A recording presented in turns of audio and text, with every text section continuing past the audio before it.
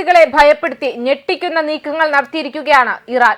പ്രത്യേകിച്ച് അമേരിക്കയുടെയും സഖ്യകക്ഷികളുടെയും സമ്മർദ്ദ തന്ത്രങ്ങൾക്കും ഉപരോധങ്ങൾക്കും മുന്നിൽ ഇറാന്റെ പരമാധികാരവും ദേശീയ താൽപര്യങ്ങളും അചഞ്ചലമായി നിലകൊള്ളുകയാണ്.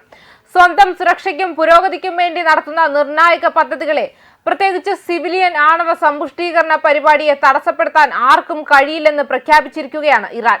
വിദേശകാര്യമന്ത്രി അബ്ബാസ് അരാക്ചിയുടെ പ്രസ്താവനകൾ ഇറാൻ ഭരണകൂടത്തിന്റെ ദൃഢനിശ്ചയത്തിന്റെ വ്യക്തമായ സൂചന നൽകുന്നു. ഇറാൻ വിദേശകാര്യമന്ത്രി അബ്ബാസ് അരാക്ചി അൽ ജസീറയ്ക്ക് നൽകിയ അഭിമുഖത്തിൽ രാജ്യത്തിന്റെ നിലപാട് അടിവരയിട്ട് വ്യക്തമാക്കിയിട്ടുണ്ട്. അമേരിക്കയുടെയും സഖ്യകക്ഷികളുടെയും കടുത്ത സമ്മർദ്ദങ്ങൾക്കിടയിലും യുറേനിയം സമ്പുഷ്ടീകരണ പരിപാടി നിർത്തിവെക്കാൻ ഇറാൻ തയ്യാറല്ല. സമ്പുഷ്ടീകരണം പൂർണ്ണമായും സിവിലിയൻ ആവശ്യങ്ങൾക്ക് വേണ്ടിയുള്ളതാണെന്ന ഇറാന്റെ വാദം ലോകരാജ്യങ്ങൾ അംഗീകരിക്കേണ്ടതുണ്ട്. ജൂണിൽ നടന്ന അമേരിക്ക-ഇസ്രായേൽ സംയുക്ത വ്യോമാക്രമണങ്ങൾ ഇറാന്റെ സമ്പുഷ്ടീകരണ പദ്ധതിയെ പരാജയപ്പെടുത്തുന്നതിൽ ദയനീയമായി പരാജയപ്പെട്ടുവെന്നും അരാക്ചി തുറന്നടിച്ചു. ഇറാന്റെ നിർണായകമായ സാങ്കേതിക വിദ്യ യാതൊരു കോട്ടവും കൂടാതെ സുരക്ഷിതമായി നിലനിൽക്കുന്നുണ്ട്.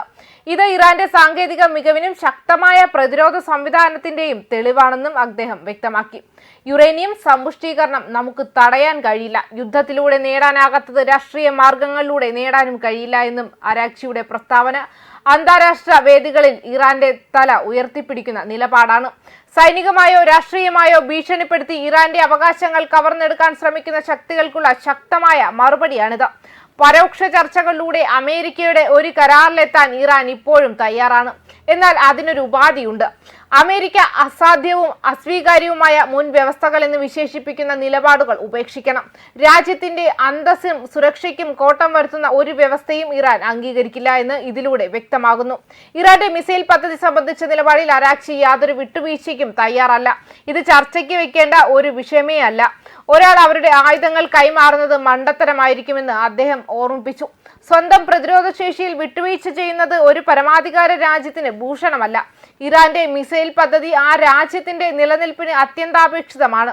വർഷാരംഭത്തിൽ ഇസ്രായേൽ 12 ദിവസത്തെ ബോംബാക്രമണം ആരംഭിച്ചതിനെ തുടർന്ന് ഒമാൻ മധ്യസ്ഥത വഹിച്ച അമേരിക്ക ഇറാൻ ചർച്ചകൾ നിർത്തിവെച്ചത് സമാധാനപരമായ പരിഹാരത്തിനായുള്ള ശ്രമങ്ങൾക്ക് തടസ്സമുണ്ടാക്കി.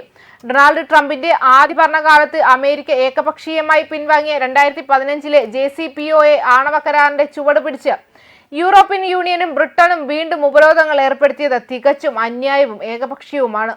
ഈ സാഹചര്യത്തിൽ ഒക്ടോബറിൽ കാലഹരണപ്പെട്ട JCPOA കരാർ തങ്ങൾക്ക് ഇനി ബാധകമല്ലെന്ന് ഇറാൻ വ്യക്തമാക്കിയത് രാജ്യത്തിന്റെ പരമാധികാരത്തിന് വേണ്ടിയുള്ള പുതിയ പാത തുറന്നിടുന്ന നിർണായകമായ നിലപാടായി മാറി.